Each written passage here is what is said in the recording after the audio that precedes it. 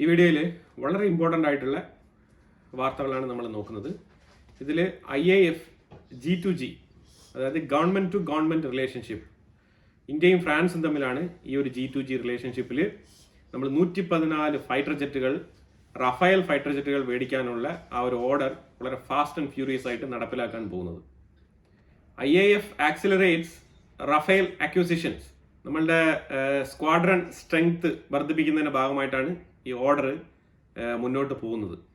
അപ്പോൾ ഇത് എന്തിൻ്റെ ഭാഗമായിട്ടാണെന്ന് പറഞ്ഞു കഴിഞ്ഞാൽ, ഓപ്പറേഷൻ സിന്ദൂറിൽ വളരെ നിർണായകമായിട്ടുള്ള ഒരു ഫൈറ്റർ ജെറ്റായിട്ട് ഇന്ത്യൻ ആർമി വിലയിരുത്തിയതാണ് റഫേലിനെ. അതുകൊണ്ട് തന്നെയാണ് റഫേൽ ജെറ്റിലേക്ക് തന്നെ മുന്നോട്ട് പോകാം എന്നുള്ള തീരുമാനം ഇന്ത്യൻ ഗവൺമെന്റ് എടുത്തതായിട്ടുള്ള വാർത്തകളാണ് പുറത്തു വരുന്നത്. നമ്മൾ 2016 36 റഫേൽ ഫൈറ്റർ ജെറ്റുകൾ നമ്മൾ മേടിച്ചിട്ടുണ്ടായിരുന്നു. അതിനെ തുടർന്ന് നമ്മൾ 26 റഫേൽ മറൈൻ ഫൈറ്റർ ജെറ്റുകൾക്ക് വേണ്ടിയിട്ടുള്ള ഓർഡർ നമ്മൾ സൈൻ ചെയ്തിട്ടുണ്ട്.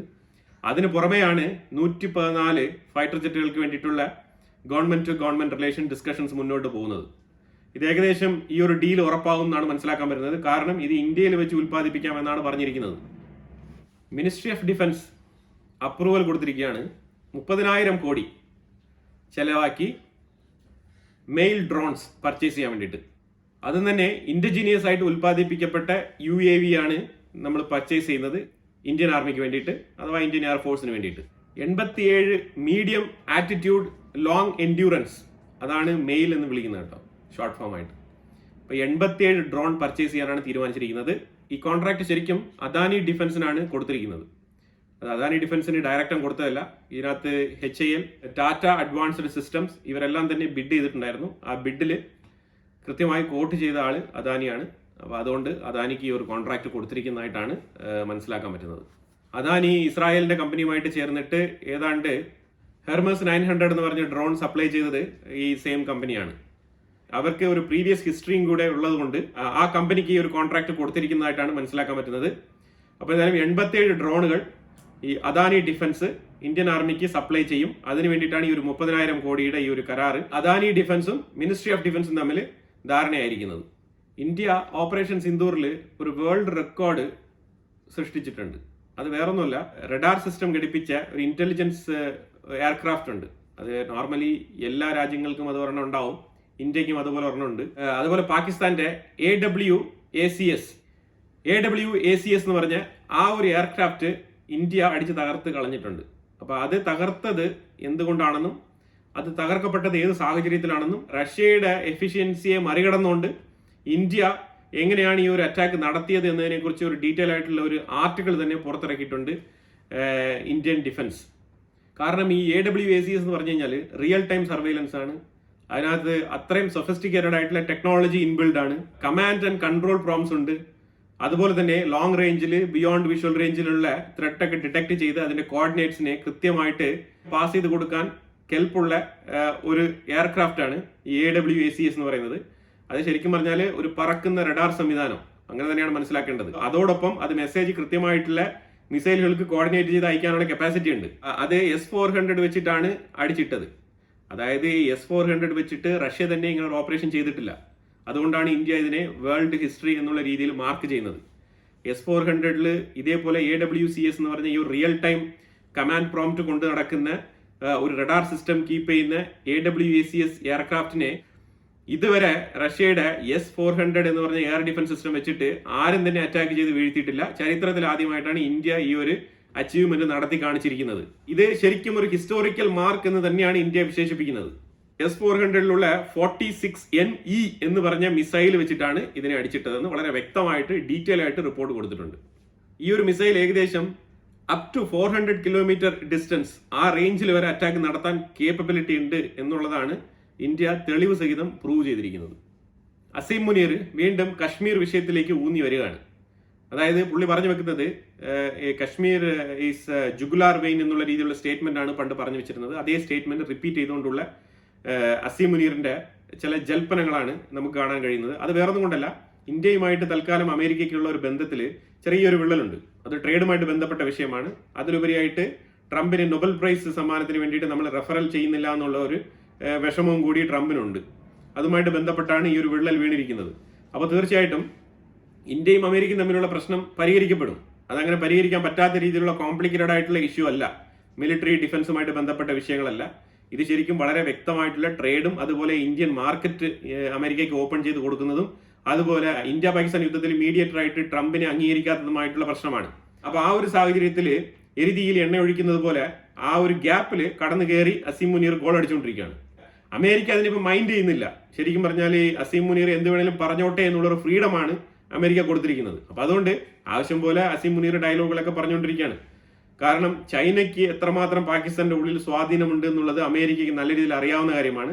പിന്നെ അഥവാ പാകിസ്ഥാനെ ഒരുപാട് മോട്ടിവേറ്റ് ചെയ്ത് ട്രംപ് പാകിസ്ഥാന്റെ ഉള്ളിൽ ഇറങ്ങി കുറെ വരുമാനം ഉണ്ടാക്കാം എന്ന് വിചാരിച്ചു കഴിഞ്ഞാൽ അത് നടക്കുന്ന കാര്യമല്ല. ഓൾറെഡി വീണ്ടും ബലൂചിസ്ഥാൻ മേഖലയിൽ നിന്നും ട്രംപിന്റെ റെയർ എർത്ത് എലമെന്റ്സുമായിട്ട് ബന്ധപ്പെട്ട് പാകിസ്ഥാനുമായിട്ട് എഗ്രിമെന്റ് വെക്കാൻ മുന്നോട്ട് വന്നു കഴിഞ്ഞാൽ ഞങ്ങൾ ശക്തമായിട്ട് എതിർക്കുമെന്നുള്ള നിലയിൽ ബലൂചിസ്ഥാൻ മേഖലയിൽ നിന്ന് ഒപ്പോസിഷൻ വന്നിട്ടുണ്ട്. അത് ഇപ്പോഴും വീണ്ടും വീണ്ടും റിപ്പീറ്റഡ് ആയിട്ട് വന്നുകൊണ്ടിരിക്കുകയാണ്. പാകിസ്ഥാനെ സംബന്ധിച്ചിടത്തോളം ട്രംപ് വിചാരിക്കുന്ന പോലെ അത്ര എളുപ്പമല്ല. കാരണം ട്രംപ് ഉദ്ദേശിക്കുന്നത് പോലെ ഉള്ള ഒരു പാകിസ്ഥാൻ അല്ല അവിടെ ഉള്ളത്. പാകിസ്ഥാനിൽ വളരെയധികം അവിടുത്തെ ഒരു പൊളിറ്റിക്കൽ സിറ്റുവേഷൻ തന്നെ വളരെയധികം മാറിയിരിക്കുന്ന ഒരു അന്തരീക്ഷമാണ് പാകിസ്ഥാന്റെ ഉള്ളിലുള്ളത്. അതുകൊണ്ട് ശരിക്കും പാകിസ്ഥാൻ ഒരു നാഥനില്ല കളരിയാണ്. അപ്പോൾ അതുകൊണ്ട് ട്രംപ് കയറി എന്തെങ്കിലുമൊക്കെ ചെയ്തു കഴിഞ്ഞാൽ ഏത് നേരത്തും എന്തും സംഭവിക്കാം. അവർ അമേരിക്കനാണോ അല്ലെങ്കിൽ പാകിസ്ഥാൻ പട്ടാളക്കാരാണെന്നോ അവർ നോക്കത്തില്ല. ബലൂചിസ്ഥാനികളായിക്കോട്ടെ അതേപോലെ തേരിക്ക് താലിബാനുകളായിക്കോട്ടെ ഇവരെല്ലാം തന്നെ അങ്ങനെ തന്നെയാണ്. അപ്പൊ അതുകൊണ്ട് ഏത് നേരത്തും പാകിസ്ഥാനിൽ അഫ്ഗാനിസ്ഥാന്റെ ബോർഡർ സൈഡിൽ നിന്ന് റെഫ്യൂജികളുടെ സൈഡിൽ നിന്നോ തേരിക്ക് താലിബാനികളുടെ സൈഡിൽ നിന്നോ അല്ലെങ്കിൽ BLAയുടെ സൈഡിൽ നിന്നോ ഒക്കെ കലാപങ്ങൾ പൊട്ടിപ്പുറപ്പെടാൻ സാധ്യതയുള്ള ഒരു സ്ഥലമാണ് പാകിസ്ഥാൻ. അപ്പൊ അങ്ങനത്തെ ഒരു തീവ്രവാദ സ്വഭാവമുള്ള ഈ രാജ്യത്ത് നിന്ന് ഒരാൾ അമേരിക്കയിൽ പോയിട്ട് ഇന്ത്യക്കെതിരെ ഭീഷണിയൊക്കെ മുഴക്കിയിട്ട് വന്നാലും അതിനെ ഒരു രീതിയിലുള്ള കൗണ്ടർ ഡയലോഗും കൊടുക്കാതെ പാകിസ്ഥാൻ തീവ്രവാദികൾക്കെതിരെ ശക്തമായ രീതിയിൽ കൗണ്ടർ ടെററിസം എന്നുള്ള രീതിയിൽ മുന്നോട്ട് പോകുന്നതായിട്ടുള്ള പ്രസ്താവനകളൊക്കെയാണ് പെന്റഗന്റെ ഭാഗത്തു നിന്നും അതേപോലെ സെൻകോമിന്റെ ഭാഗത്തു നിന്നൊക്കെ റിട്ടയർഡായ ഉദ്യോഗസ്ഥരൊക്കെ പറഞ്ഞിട്ട് റിട്ടയർഡായി പോയിരിക്കുന്നത്. ഞാൻ ഉദ്ദേശിക്കുന്നത് മൈക്കൽ കുറില്ല പോലത്തെ വ്യക്തികളൊക്കെയാണ്. അവർക്കൊക്കെ ഇനിയിപ്പം അമേരിക്കയുടെ സെൻകോമിൽ വലിയ റോളില്ല. അവരൊക്കെ റിട്ടയർമെന്റ് ആയി വീട്ടിൽ പോകുന്ന ആൾക്കാരാണ്. അപ്പൊ ആക്റ്റീവ് ആയിട്ടുള്ള ആൾക്കാരല്ല ഇവരെ വിളിച്ചു വരുത്തി ഈ രീതിയിലുള്ള പ്രസ്താവനകളൊക്കെ പുറപ്പെടുവിച്ചത്. എനിവേ അതൊരു സൈഡിലിരിക്കട്ടെ. അതുകൊണ്ടൊന്നും ഇന്ത്യക്ക് ഒരു രീതിയിലുള്ള കുറവും സംഭവിക്കാൻ പോകുന്നില്ല. ഇന്ത്യ വളരെ വ്യക്തമായിട്ട് നമ്മൾ എടുക്കേണ്ട സെക്യൂരിറ്റി മെഷേഴ്സ് നമ്മൾ എടുത്തുകൊണ്ട് തന്നെ ഇരിക്കും. നമ്മൾക്ക് ഒരു ആർമി ഉണ്ട്. ആ ആർമി വളരെ ശക്തമായിട്ട് തന്നെ പ്രതികരിക്കും. ഈ പൊളിറ്റിക്കൽ പാർട്ടികളൊക്കെ മാറ്റി നിർത്തി കഴിഞ്ഞാൽ തന്നെയും ആർമി ശക്തമായിട്ട് പ്രതികരിക്കും എന്നുള്ളത് 100% ഉറപ്പുള്ള കാര്യമാണ്. അപ്പൊ അതുകൊണ്ട് നമുക്കും സെൻട്രൽ കമാൻഡ് യൂണിറ്റ് ഉണ്ട്, നമുക്കും ഇന്റലിജൻസ് വിങ് ഉണ്ട്. നമ്മളും ഇതിലേക്ക് വളരെ ശക്തമായിട്ട് തന്നെയാണ് മുന്നോട്ട് നിൽക്കുന്നത്. പാകിസ്ഥാൻ എന്ത് ചെയ്യും, ചൈന എന്ത് ചെയ്യും, അമേരിക്ക എന്ത് ചെയ്യും എന്നുള്ളതൊക്കെ നമുക്കും വ്യക്തമായിട്ട് അറിയാവുന്ന കാര്യങ്ങൾ തന്നെയാണ്. നമ്മൾ പുതുതായിട്ട് ഇപ്പൊ ഇന്ന് ആകാശത്ത് നിന്ന് പൊട്ടിമുളച്ച ഒരു രാജ്യമല്ല. അപ്പൊ അതുകൊണ്ട് എക്സ്പീരിയൻസ് നമുക്കുണ്ട്. അപ്പൊ ആ വിഷയത്തിൽ നമ്മൾ കൂടുതൽ ബേജാറാവേണ്ട ആവശ്യമില്ല. അത് നോക്കേണ്ട രീതിയിൽ കാര്യങ്ങൾ മുന്നോട്ട് ആൾക്കാർ നോക്കും. അതുപോലെ പ്രൈം മിനിസ്റ്റർ മോദി ഉക്രൈനിലെ പ്രസിഡന്റ് ആയിട്ടുള്ള സെലൻസ്കിയുമായിട്ട് ഒരു ടെലിഫോൺ കോൾ നടത്തിയിട്ടുണ്ട്. അത് ശരിക്കും ഒരു പീസ് ട്രീറ്റി കൊണ്ടുവരാൻ വേണ്ടിയിട്ട് ഉള്ള ഒരു ചർച്ചയാണ് നടത്തിയതായിട്ട് വാർത്തകൾ പുറത്തു വരുന്നത്.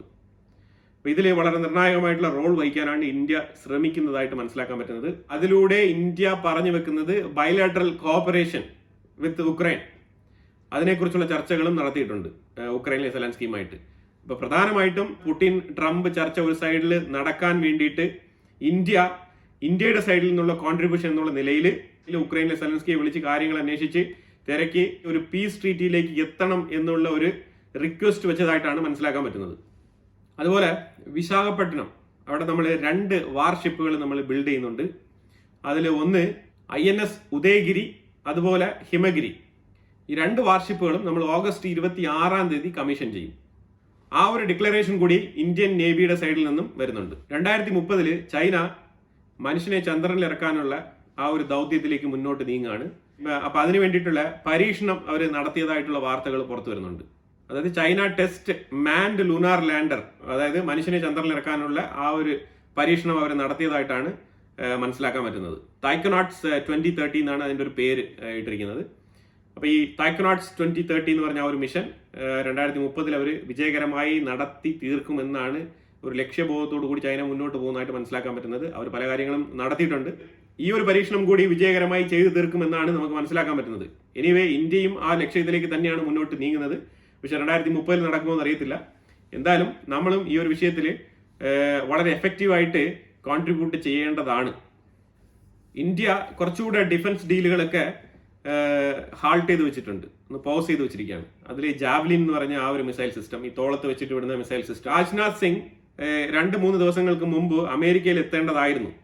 ആ ഒരു ഗ്യാപ്പിലാണ് അസീം മുനീർ അവിടെ എത്തിയത്. ഇതിനകത്ത് 2 വിഷയം നമ്മൾ ശ്രദ്ധിക്കണം. ഒരു വിഷയം, ആദ്യത്തെ തവണ അസീം മുനീർ അവിടെ ചെന്ന സമയത്ത് ഇന്ത്യൻ പ്രധാനമന്ത്രി G7 സബ്മിറ്റിന് പങ്കെടുക്കാൻ വേണ്ടിയിട്ട് കാനഡയിൽ എത്തിയിട്ടുണ്ടായിരുന്നു. അത് ഒന്നാമത്തെ കാര്യം. G7 ഇന്ത്യയെ പലരും പോയിട്ട് G7 അടുത്ത് കാനഡ അടുത്ത് പറഞ്ഞ് വിളിപ്പിച്ചതായിട്ടൊക്കെ പല വാർത്തകളും പലരും അടിച്ചിറക്കുന്നുണ്ട്. അങ്ങനെയൊന്നുമില്ല. ശരിക്കും പറഞ്ഞാൽ ഈ G7 രാജ്യങ്ങളായിക്കോട്ട് ഏറ്റവും വലിയ മാർക്കറ്റ്, അവരുടെ കച്ചവട താല്പര്യം, അല്ലാതെ ഇന്ത്യൻ പ്രൈം മിനിസ്റ്റർക്ക് അവിടെ യാതൊരു വാല്യൂ ഒന്നുമില്ല. അങ്ങനെയൊന്നും വിചാരിച്ചിട്ട് കാര്യമില്ല. പലരും വാർത്തകൾ പറയുമ്പോഴത്തേക്കും ഇന്ത്യൻ പ്രൈം മിനിസ്റ്റർ എന്ന് പറഞ്ഞ ഒരു വ്യക്തിയുമായിട്ട് ബന്ധപ്പെട്ടാണ് സംസാരിക്കുന്നത്. ഇവിടെ വ്യക്തിയല്ല മനസ്സിലാക്കേണ്ടത്. G7 ഇന്ത്യയെ ക്ഷണിക്കുന്നത് വളരെ അനിവാര്യമായിട്ടുള്ള വിഷയമായിട്ട് പല രാജ്യങ്ങളും അതിനകത്ത് പങ്കെടുക്കാൻ വന്ന, അതായത് മെമ്പറായിട്ടുള്ള രാജ്യങ്ങൾ മാത്രമല്ല, പങ്കെടുക്കാൻ വന്ന പല രാജ്യങ്ങളും ഇന്ത്യയുടെ സാന്നിധ്യത്തിന്റെ അനിവാര്യതയെക്കുറിച്ച് അവിടെ രേഖപ്പെടുത്തുകയുണ്ടായി. അതിനെ തുടർന്നാണ് കാനഡ വിളിക്കാൻ തയ്യാറായത്. അത് വാസ്തവമായിട്ടുള്ള കാര്യമാണ്. പക്ഷെ അതിനു വേണ്ടിയിട്ട് ഇന്ത്യൻ സൈഡിൽ നിന്ന് ഒരു പ്രഷറും ആരും ചെന്നിട്ടിട്ടില്ല. അതാദ്യം മനസ്സിലാക്കിക്കോണം. അപ്പൊ അങ്ങനെ ഇന്ത്യ വേണം, അവർക്ക് ഇന്ത്യൻ മാർക്കറ്റ് വേണം. അപ്പൊ ഇന്ത്യൻ മാർക്കറ്റിനെ ഫോക്കസ് ചെയ്തുകൊണ്ടാണ് ഇന്ത്യക്ക് കിട്ടുന്ന അംഗീകാരമാണ്. അല്ലാതെ ഇന്ത്യൻ പ്രൈം മിനിസ്റ്റർ മോദിയെ വലിയ ആളായിട്ട് ചിത്രീകരിക്കാനോ അങ്ങനെ ഇങ്ങനെ ഒന്നുമില്ല. നമ്മളൊരു ഡെമോക്രാറ്റിക് നേഷനാണ്. 5 വർഷം കഴിഞ്ഞാൽ പ്രൈം മിനിസ്റ്ററിന്റെ കാലാവധി തീരും. പിന്നെ അടുത്ത പ്രൈം മിനിസ്റ്റർ മോദി ആണോ അല്ലെങ്കിൽ മറ്റാരെങ്കിലും ആണോ എന്ന് ആർക്കറിയാൻ പറ്റും. അപ്പൊ അതുകൊണ്ട് ഇവിടെ സിംഗിൾ മാൻ ഫോക്കസ് അല്ല കാര്യങ്ങൾ. ഇന്ത്യക്ക് കിട്ടുന്ന അംഗീകാരമാണ് G7 ഇന്ത്യയെ വിളിച്ചു വരുത്തിയത്. അങ്ങനെ G7 പോയ സമയത്ത് അസീം മുനീർ വൈറ്റ് ഹൗസിലുണ്ടായിരുന്നു. അപ്പൊ തലേ ദിവസം തന്നെ ട്രംപ് വന്നിട്ട് താങ്ക് യു സോ മച്ച് പറഞ്ഞിട്ട് എനിക്ക് ഇസ്രായേലുമായിട്ട് ബന്ധപ്പെട്ട് വളരെ നിർണായകമായിട്ടുള്ള തീരുമാനങ്ങൾ എടുക്കാനുണ്ടെന്ന് പറഞ്ഞിട്ട് അവിടെ നിന്ന് ഒഴിവായി പോവുകയാണ് ചെയ്തത്. അതുകൊണ്ട് പ്രൈം മിനിസ്റ്റർ മോദിയെ ട്രംപിന് G7 മീറ്റ് ചെയ്യാൻ കഴിഞ്ഞിട്ടില്ല. അപ്പൊ നെക്സ്റ്റ് ഡേ അസീം മുനീർ അവിടെ എത്തുന്നുണ്ടായിരുന്നു. എവിടെ? വൈറ്റ് ഹൗസിൽ. വൈറ്റ് ഹൗസിൽ വെച്ചിട്ട് ട്രംപിന്റെ സാന്നിധ്യത്തിൽ അസീം മുനീറിനെയും മോദിയും വെച്ചിട്ട് ഇന്ത്യ പാകിസ്ഥാൻ വിഷയവുമായിട്ട് ബന്ധപ്പെട്ട് ഒരു ചർച്ച നടത്തി രണ്ടുപേരെയും വെച്ച് ഒരു കോമൺ സ്റ്റേറ്റ്മെന്റ് കൊടുത്ത് രണ്ടുപേരെയും ഷേക്ക് ഹാൻഡ് കൊടുപ്പിക്കാനാണ് ട്രംപ് ശ്രമിച്ചത്. പക്ഷെ അത് വളരെ നൈസായിട്ട് പ്രൈം മിനിസ്റ്റർ മോദി അവിടെ നിന്ന് സ്കൂട്ടായി. അന്ന് അവിടെ പോയിരുന്നെങ്കിൽ ഇതുപോലെ സ്റ്റേറ്റ്മെന്റും കൊടുത്ത് നമ്മൾ പഴം വാങ്ങി വീട്ടിൽ വന്നിരുന്നേനെ. അപ്പൊ ആ ഒരു ഏരിയയിൽ നിന്ന് നമ്മൾ നൈസിന് സ്കൂട്ടായതുകൊണ്ട് തന്നെ രണ്ടാമത് നടത്തിയ പദ്ധതിയാണ് രാജ്നാഥ് സിംഗ് 2-3 ദിവസങ്ങൾക്ക് മുമ്പ് ഇതേപോലെ അമേരിക്ക സന്ദർശനം നടത്താനിരിക്കുന്ന സാഹചര്യത്തിൽ രാജ്നാഥ് സിംഗ് ഇവിടെ ഉണ്ടാവും, ഡിഫൻസുമായിട്ട് ബന്ധപ്പെട്ട ഒരു കരാറിൽ ഒപ്പിടാൻ വേണ്ടിയിട്ട്. ആ ഒരു സാഹചര്യത്തിൽ നമുക്ക് ഇന്ത്യയുമായിട്ട് നല്ല രീതിയിൽ ഒരു നയതന്ത്ര ചർച്ച നടത്തി, അതായത് ഈ ഇന്ത്യ പാകിസ്ഥാൻ യുദ്ധത്തിൽ ട്രംപിന്റെ പ്രസൻസിനെ കുറിച്ചുള്ള ഏതെങ്കിലും തരത്തിൽ ഒരു സിംഗിൾ വേർഡെങ്കിലും ഇന്ത്യയുടെ സൈഡിൽ നിന്നും ഇന്ത്യയുടെ വായിൽ നിന്നും വരുത്തിയേക്കാം എന്നുള്ള നിലയിൽ രാജ്നാഥ് സിംഗ് അമേരിക്കയ്ക്ക് വരുന്ന ആ ഒരു സമയത്ത് തന്നെ അസീം മുനീറിനെ വരുത്തിയതാണ് അമേരിക്ക. പക്ഷേ നൈസായിട്ട് രാജ്നാഥ് സിംഗ് അമേരിക്കയുടെ പോക്കങ്ങ് ക്യാൻസലാക്കി. അപ്പൊ അവിടെയും അമേരിക്കയ്ക്ക് കിട്ടിയ ഒരു തിരിച്ചടിയാണ്. ആ ഒരു തിരിച്ചടിയുടെ ഫലമായിട്ടാണ് അമേരിക്കയിൽ നിന്നും ഈ രീതിയിലുള്ള സ്റ്റേറ്റ്മെന്റുകളൊക്കെ അസീം മുനീർ പുറപ്പെടുവിച്ചുകൊണ്ടിരിക്കുന്നത്. അതുകൊണ്ടാണ് അമേരിക്ക അസീം മുനീറിന്റെ സ്റ്റേറ്റ്മെന്റിനെ ഗണ്ണിക്കാത്തതും അതിനെക്കുറിച്ച് ഒരു രീതിയിലുള്ള കമന്റ് പാസ്സാക്കാത്തതും. അത് വേറൊന്നും കൊണ്ടല്ല, രാജ്നാഥ് സിംഗ് അമേരിക്കയ്ക്ക് പോകാത്തതിന്റെ ദേഷ്യമാണ് അമേരിക്ക തീർത്തുകൊണ്ടിരിക്കുന്നത്. ഇപ്പോൾ ഒരു ക്ലാരിറ്റിയും വ്യക്തതയും കിട്ടിയില്ലേ? ഈ ഗെയിം വേറെ ഒന്നുമില്ല, ഗെയിം ഇത് തന്നെയാണ്. അതായത് ഇന്ത്യ പാകിസ്ഥാൻ യുദ്ധത്തിൽ സമാധാന ചർച്ചയ്ക്ക് നേതൃത്വം വഹിച്ചത് ട്രംപാണ്. ഈ ഒരു ഒറ്റ വാക്ക് ഇന്ത്യ പറയണം, അതാണ് സംഭവം. അത് മെയിൻ ആയിട്ടുള്ള ഒരു സംഭവം. അതിലാണ് ഹ്യൂമിലിയേഷൻ സംഭവിച്ചിരിക്കുന്നത്. ഈ ഹ്യൂമിലിയേഷൻ സംഭവിക്കത്തില്ലായിരുന്നു. ഇന്ത്യൻ പാർലമെന്റിൽ നിരന്തരം ഇതിനെക്കുറിച്ച് ചോദ്യം ചെയ്ത് മോദിയുടെ വായിൽ നിന്ന് തന്നെ എക്സ്പ്ലനേഷൻ ചോദിച്ച് മേടിക്കുന്ന സാഹചര്യമാണ് ഇന്ത്യക്കുള്ളിൽ സംഭവിച്ചത്. ആ പ്രഷറിന്റെ ഫലമായിട്ടാണ് ഈ ഒരു ട്രേഡും ഈ താരിഫും ഈ കാര്യങ്ങളൊക്കെ ഇമ്മീഡിയറ്റ് ആയിട്ട് ഇന്ത്യയുടെ തലമേൽ വന്നിങ്ങനെ ഇരിക്കുന്നത്. അന്ന് 30-ാം തീയതി, ജൂലൈ 30-ാം തീയതി നമ്മൾ ഈ പാർലമെന്റിൽ ഈ ക്ലാരിഫിക്കേഷൻ കൊടുത്തില്ലായിരുന്നുവെങ്കിൽ ഇപ്പോഴും നമുക്ക് ഗ്രേസ് പീരീഡും നെഗോസിയേഷനും മുന്നോട്ട് കൊണ്ടുപോകാമായിരുന്നു. ആ 30-ാം തീയതി പാർലമെന്റിൽ ഇന്ത്യൻ ഗവൺമെന്റ് നടത്തിയ വെളിപ്പെടുത്തൽ, ട്രംപിനെതിരെയുള്ള വെളിപ്പെടുത്തൽ, അതാണ് ഇതിന്റെ നിർണായകമായിട്ടുള്ള സംഭവമായിട്ട് മനസ്സിലാക്കാൻ പറ്റുന്നത്. ഒരു വിഷയത്തിൽ തെറ്റിയത് കൊണ്ട് അവർ തുടരെ ഇന്ത്യക്കെതിരെ കിട്ടുന്ന അവസരങ്ങളെല്ലാം ഉപയോഗിക്കാൻ തുടങ്ങി. അതാണ് സംഭവിച്ചുകൊണ്ടിരിക്കുന്നത്. ഓസ്ട്രേലിയൻ ആർമിയുമായിട്ട് ബന്ധപ്പെട്ട ഒരു ടീം ഇന്ത്യയിലുണ്ട്. അവർ 4 ദിവസങ്ങളായിട്ട് ഇന്ത്യക്കുള്ളിൽ ട്രെയിനിങ്ങിലാണ്. ഇവർ ഇതിനു മുമ്പ് ഇന്ത്യ, അമേരിക്ക, ഓസ്ട്രേലിയ ഒരുമിച്ച് അമേരിക്കയിൽ തന്നെ ഒരു ട്രെയിനിങ് അറ്റൻഡ് ചെയ്തിട്ടുണ്ടായിരുന്നു. അപ്പോൾ അതിന്റെ ഭാഗമായിട്ട് ഓസ്ട്രേലിയയും ഇന്ത്യയും കൂടെ ചേർന്നിട്ടാണ് ഇന്ത്യക്കുള്ളിൽ ഈ ഒരു ട്രെയിനിങ് ഇപ്പം സംഘടിപ്പിച്ചുകൊണ്ടിരിക്കുന്നത്. ഒരു വാർത്ത കൂടെ പറഞ്ഞ് നമ്മൾ ഈ വീഡിയോ അവസാനിപ്പിക്കാം. ചൈന എടുത്ത് ഈ ബ്രഹ്മപുത്ര നദിക്ക് കുറുകെ ചൈന പണിയാനിരിക്കുന്ന ഡാമിനെ കുറിച്ചുള്ള വ്യക്തമായ ബ്ലൂ പ്രിന്റ്, എന്താണ് അവരുടെ പ്ലാൻ, പദ്ധതി, ഇന്ത്യക്ക് ഏത് രീതിയിലാണ് അതിന്റെ കൺസിഡറേഷൻ കിട്ടുക, ഇന്ത്യയിലോട്ട് വരുന്ന വെള്ളത്തിന്റെ ആ ഒരു റൂട്ട് എങ്ങനെയാണ് അവർ റീറൂട്ട് ചെയ്യാൻ പോകുന്നത്, ഇതിനെക്കുറിച്ചുള്ള ക്ലാരിറ്റി വേണമെന്നാണ് ഇന്ത്യ പറഞ്ഞിരിക്കുന്നത്. ആ ക്ലാരിറ്റി കൊടുക്കാൻ ചൈന തയ്യാറാണെന്നാണ് നമുക്ക് മനസ്സിലാക്കാൻ പറ്റിയിരിക്കുന്നത്. അവർ ശരിക്കും പറഞ്ഞാൽ ഒരു ഹൈഡ്രോ ഇലക്ട്രിക് പവർ പ്രോജക്റ്റ് ആണ് മെയിനായിട്ട് അവിടെ ഉദ്ദേശിക്കുന്നത് എന്നാണ് ചൈന പ്രാഥമികമായിട്ട് പറഞ്ഞിരിക്കുന്നത്. അപ്പോൾ അവിടെ അമിക്കബിളി രണ്ടുപേരും തമ്മിൽ കൃത്യമായിട്ട് ഡിസ്കസ് ചെയ്ത് ഒരു തീരുമാനത്തിൽ എത്താനാണ് പ്ലാൻ ചെയ്യുന്നത്. അപ്പോൾ ഇന്ത്യക്ക് ഈ ഒരു ഡാം ചൈന അവിടെ പണിയുന്നതിൽ എതിർപ്പുണ്ട് എന്നാണ് രേഖപ്പെടുത്തിയിരിക്കുന്നത്. ഇതുവരെ എതിർപ്പ് തന്നെയാണ് പറഞ്ഞുകൊണ്ടിരിക്കുന്നത്. പക്ഷേ ഇനിയിപ്പോൾ ഡിസ്കഷൻ ചെയ്ത് കഴിഞ്ഞാൽ ഏതെങ്കിലും തരത്തിലുള്ള വിട്ടുവീഴ്ചകൾ അങ്ങോട്ടും ഇങ്ങോട്ടും ഉണ്ടാകുമോ എന്നാണ് ഈ വിഷയം ചർച്ച ചെയ്ത് പരിഹരിക്കാൻ തീരുമാനിച്ചിരിക്കുന്നത്. ഇന്ത്യയും ചൈനയുമായിട്ട് ബന്ധപ്പെട്ട നെക്സ്റ്റ് ലെവൽ മീറ്റിംഗിൽ ഇതിന്റെ ക്ലാരിഫിക്കേഷൻ ചൈന കൊടുക്കുമെന്നാണ് ഇന്ത്യ പ്രതീക്ഷിക്കുന്നത്. കുറെ ഇമ്പോർട്ടന്റ് ആയിട്ടുള്ള വിഷയങ്ങളാണ് നമ്മൾ ഈ വീഡിയോയിൽ പങ്കുവച്ചത്. ഇതിനെക്കുറിച്ചുള്ള അഭിപ്രായങ്ങൾ കമന്റ് ബോക്സിൽ രേഖപ്പെടുത്തുക. കൂടുതൽ വാർത്തകളുമായിട്ട് അടുത്ത വീഡിയോയിൽ വരാം. Thank you so much.